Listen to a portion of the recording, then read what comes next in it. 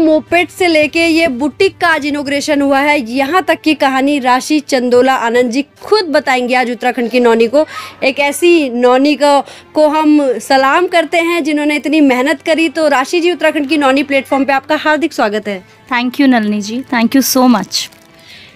राशि जी, आपकी कहानी मतलब बहुत संघर्ष भरी भी है, बहुत इंटरेस्टिंग भी है। तो हम चाहते हैं कि हमारे दर्शकों को आप अपने मुंह से बताइए आखिर क्या कुछ रहा आपके जीवन का संघर्ष, खास करके वो मोपेड वाली कहानी मत छोड़िए।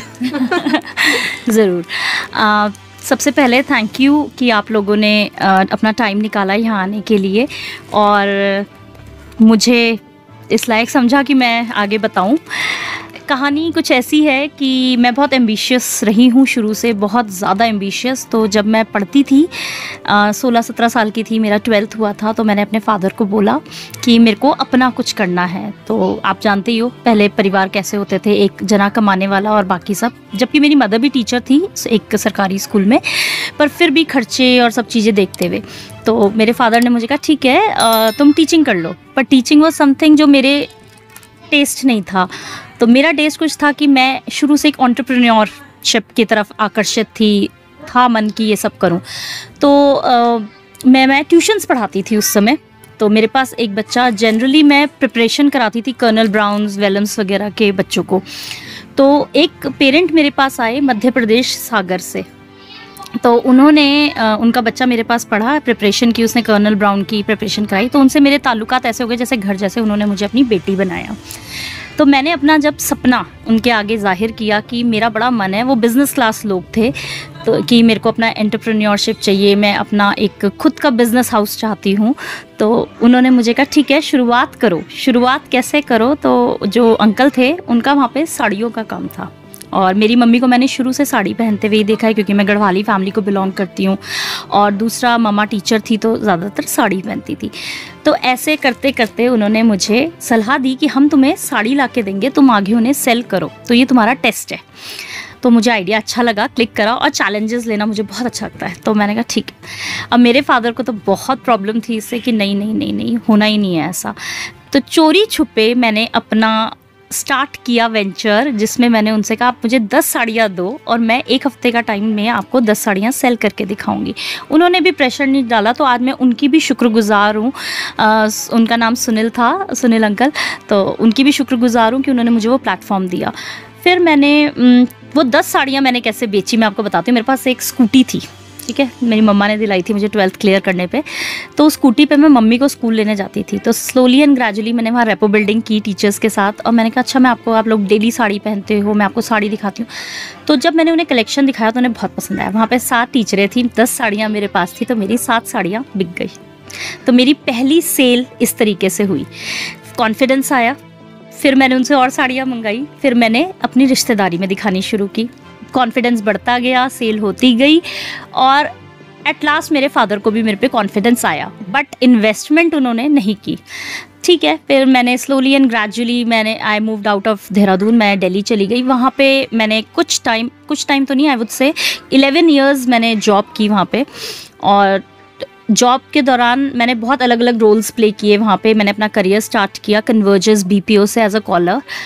प्रमोशंस वगैरह के बाद मेरी लास्ट डेजिग्नेशन जो मैं छोड़ के आई, क्योंकि मेरी शादी हो गई थी और प्रेगनेंसी के दौरान जो डिमांड थी, सिचुएशन थी, वो ये थी कि मुझे देहरादून वापस आना था, कुछ कॉम्प्लिकेशंस थे और वो था। तो मैं देहरादून वापस आई और अपनी जॉब छोड़ी मैंने। लास्ट डेजिग्नेशन मेरी हेड ऑफ़ द डिपार्टमेंट थी इन वॉइस एंड एक्सेंट ट्रेनिंग।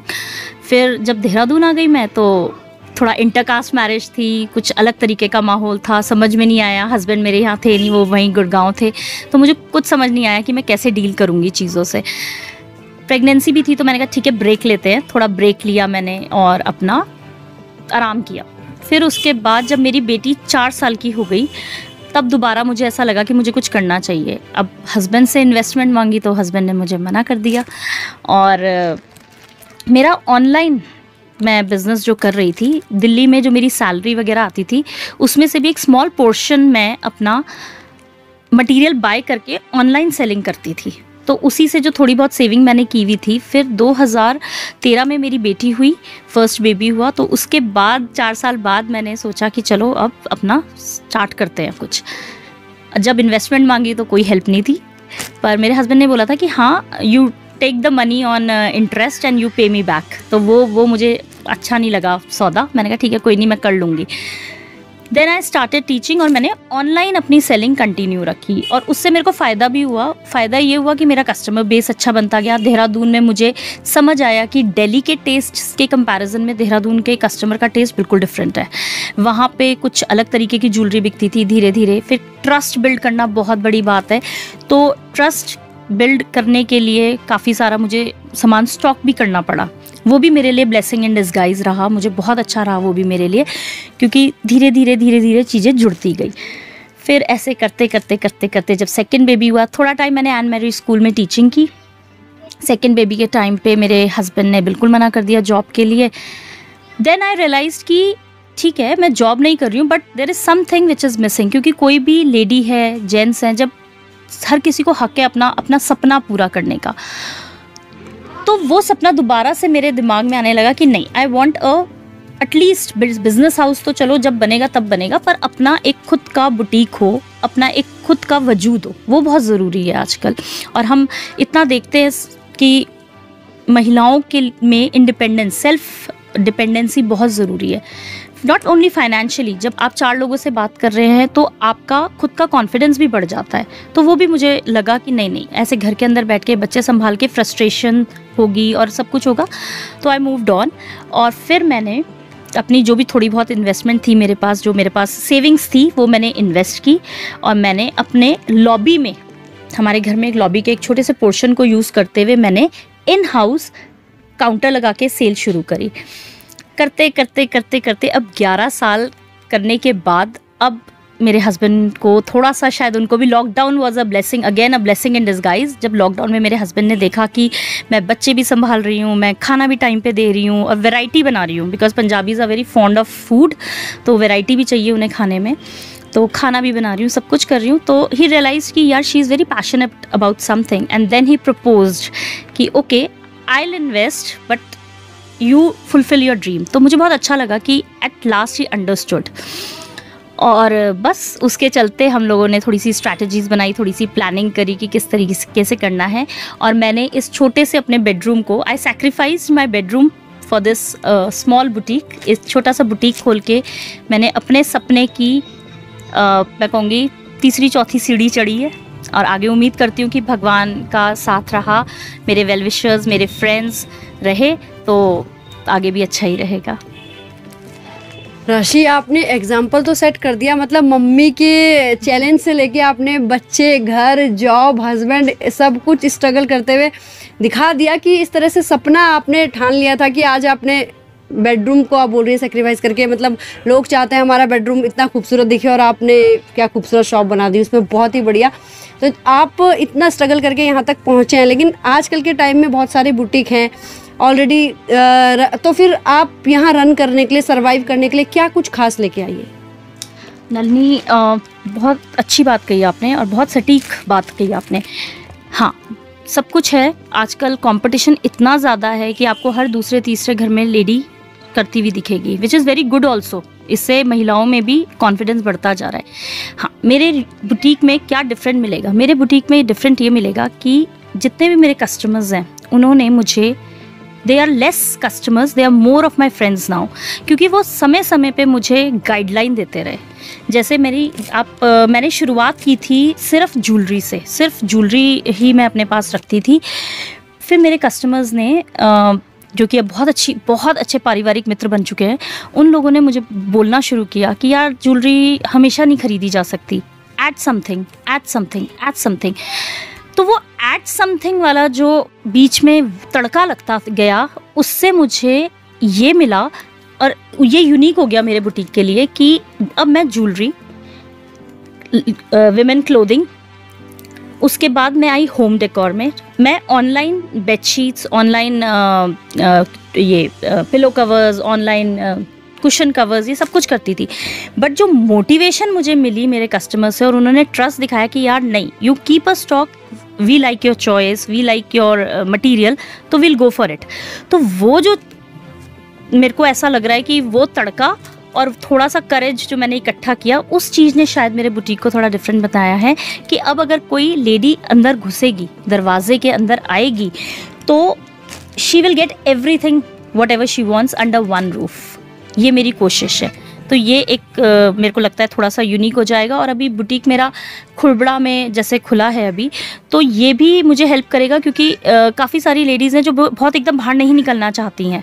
तो मोहल्ले में शायद से, मोहल्ला है ना, हम पुराने लोग हैं, हम मोहल्ले में रहते हैं, तो आसपास की शॉपिंग में भी लोगों को काफ़ी किफ़ायती दाम में अगर अच्छी चीज़ मिल रही है तो वो पसंद आती है लोगों को। फिर तो अपने मोहल्ले तक तो आपने ये पहुंचा दिया, अपना सपना पूरा कर दिया, लेकिन जिस तरह से आपने स्ट्रगल किया है तो अभी आपको बहुत आगे जाना बाकी है। तो आप क्या चाहती हैं, नेक्स्ट स्टेप आपका क्या होगा अगर यहाँ सब कुछ अच्छा रहा तो?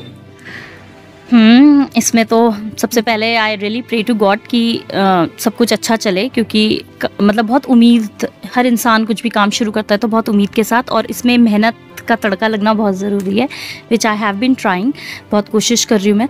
नेक्स्ट स्टेप यही होगा कि अभी मैंने नलनी मेरे पास वेस्टर्न नहीं था, मैं ज़्यादातर ट्रेडिशनल, बिकॉज मैं खुद I am very much into traditional clothing, तो मैं कुर्ता एंड लोअर्स वगैरह ज़्यादा पहनती हूँ। कुर्ता हो गया, लेगिंग्स हो गई, I am more into kurtas.